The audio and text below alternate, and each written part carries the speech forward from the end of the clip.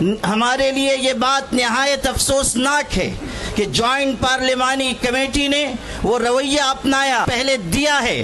اس نے یہ واضح کر دیا کہ وہ امینڈمنٹ بل میں ترمیمات کے لیے سنجیدہ نہیں ہیں بلکہ وہ کسی مخصوص ایجنڈے کے اوپر کام کر رہے ہیں.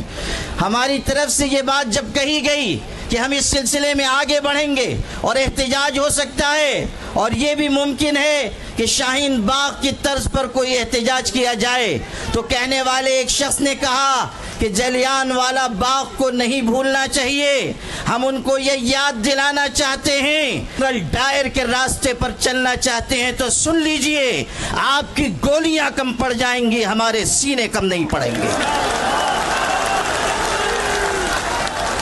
آپ کس کو دھمکی دے رہے ہیں اور آپ کس قوم کو مخاطب کر رہے ہیں کہ آپ یہ سمجھتے ہیں کہ مسلمانوں کو خون کی ننھی منی ندیوں سے چل سکیں گے؟ سن لیجئے، ہم وہ ہیں کہ خون کے بحر قلزم سے گزر کر بھی داستان عزم و عزیمت لکھ کر آپ کو دکھا دیں گے.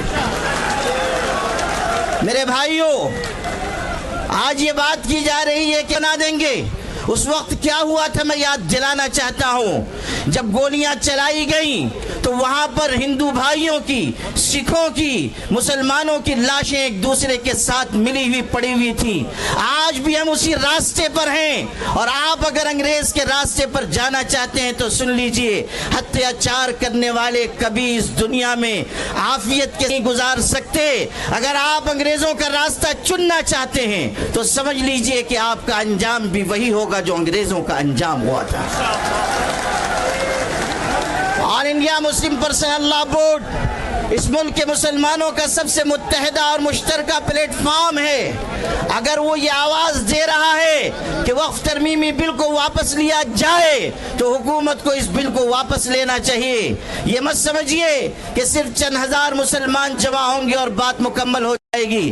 آل انڈیا مسلم پرسنل لا بورڈ آواز دے گا تو پورے ملک کے مسلمان بلکہ انصاف پسند شہری مسلم پرسنل لا بورڈ کی آواز کے ساتھ آواز ملائیں گے. اس لیے آپ سب بھی اس بات کا ہاتھ اٹھا کر عزم کیجئے کہ مسلم پرسنل لا بورڈ جس تحریک کا بھی اعلان کرے گا آپ سب اس کا بھرپور طریقے سے ساتھ دیں گے.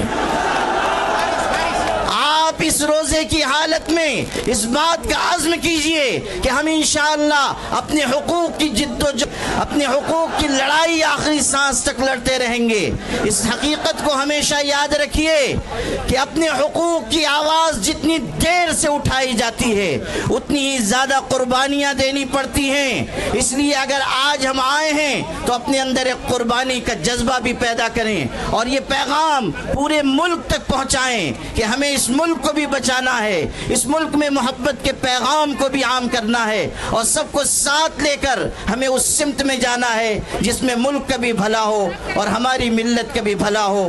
آپ کی یہ قیادت جو یہاں موجود ہے اگر آپ اسے بوڑھی اور بزدل قیادت سمجھتے ہیں تو سن لیجئے، آج یہ یہاں بیٹھے ہوئے ہیں لیکن کل اگر اللہ نے ایسا موقع دیا کہ ہمیں اس لڑائی کو آگے بڑھانا پڑا تو آپ دیکھیں گے کہ یہ قیادت قلم اور کاغذ چھوڑ کر ہتھکڑیوں کا بھی استقبال کرے گی اور اپنے سینے کھول دے گی اور آپ کی لڑائی آخری سیڑھی تک لڑی جائے گی. اسی لیے میں یہ کہا کرتا ہوں اپنی قیادت کے بارے میں کہ یہ الگ بات ہے کہ چپ چاپ کھڑے رہتے ہیں، پھر بھی جو لوگ بڑے ہیں بڑے رہتے ہیں. ایسے درویشوں سے ملتا ہے ہمارا شجرہ جن کی ٹھوکر میں کئی تاج پڑے رہتے ہیں. وآخر دعوانا